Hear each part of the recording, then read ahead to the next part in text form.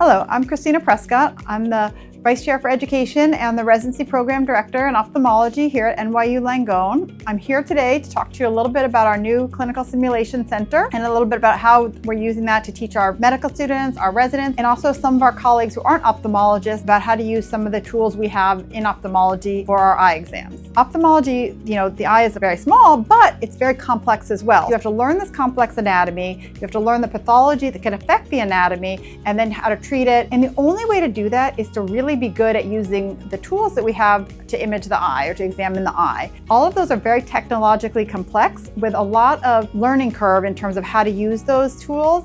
So one thing that's really hard about ophthalmology is you're trying to learn about the eye, you're trying to learn the anatomy, you're trying to learn the pathology, and you're also trying at the same time to figure out how to use these complex tools to do this exam, all while practicing either on your colleagues to figure it out or while examining a patient. And that can be really uncomfortable both for the physician and also for the patient, frankly, because a lot of these involve bright light. So the great thing about using the simulators, you can really perfect your knowledge of these tools in a very safe setting on these very, very patient patients here who don't mind if you shine a bright light in their eyes for 30 minutes, an hour, multiple hours, however long you want. So you can learn what every single knob does, every switch does, what your focal length is going to be for the different settings. One of the things we're really, really excited about is we actually are working on two collaborations, one with our neurology department and one with our emergency medicine colleagues. It's even harder for people in other specialties who aren't seeing eyes every day to really feel comfortable using these, especially in the emergency department where you see so much acute pathology. We're developing a curriculum